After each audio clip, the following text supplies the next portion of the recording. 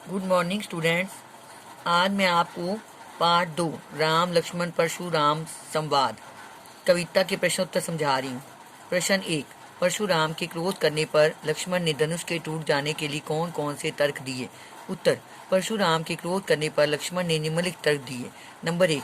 बचपन में हमसे कितने ही धनुष टूटे, परंतु आपने उन पर कभी क्रोध नहीं किया। इस विशेष धनुष पर आपकी क्या ममता है? नंबर 2। हमारी नज़र में तो सभी धनुष एक समान होते हैं, फिर इस धनुष पर इतना हो हल्ला क्यों?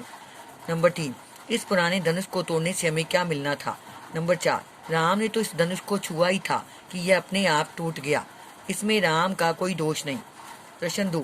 परशुराम के क्रोध करने पर राम और लक्ष्मण की जो प्रतिक्रिया हुई, उनके आधार पर दोनों के स्वभाव की विशेषताएं लिखिए। अथवा राम लक्ष्मण परशुराम में राम और लक्ष्मण के चित्र में क्या अंतर है? उत्तर। राम स्वभाव से कोमल और विनयी हैं। उनके मन में बड़ों के प्रति श्रद्धा और आदर है। वे गुरुजनों के सामने झुकना अपना धर्म समझते हैं। वे महाक्रोधी परशुराम के बेबाक क्रुद्ध होने पर भी स्वयं को उनका दास कहते हैं। इस प्रकार वे परशुराम का दिल जीत लेते हैं। लक्ष्मण राम से एकदम विपरीत हैं। वे बहुत उग्र और प्रचंड हैं। उनकी जबान छुरी से भी अधिक तेज है। वे व्यंग्य वचनों से परशुराम को छलनी छलनी कर देते हैं। उनकी उग्रता और कठोर वचनों को सुनकर न केवल परशुराम भड़क उठते हैं, बल्कि अन्य सभाजन भी उन्हें अनुचित कहने लगते हैं।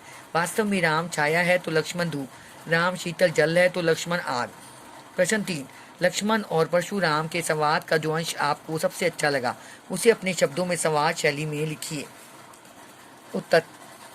लक्ष्मण परशुराम जी, हमने बचपन में ऐसे ऐसे कितने धनुष तोड़ डाले, आपने तब तो क्रोध नहीं किया, फिर इस धनुष पर इतना हो हल्ला क्यों? परशुराम। अरे राजकुमार, लगता है तेरी मौत आई है, सब तभी तू संभल कर बोल नहीं पा रहा।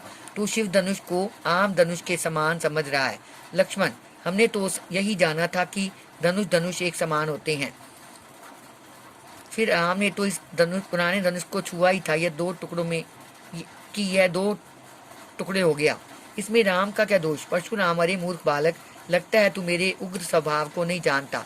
मैं तुझे बच्चा समझकर छोड़ रहा हूँ। तू क्या मुझे कोरा मुनि समझता है? मैं बाल ब्रह्मचारी हूँ। मैंने कई बार पृथ्वी के सारे राजाओं का संहार किया है।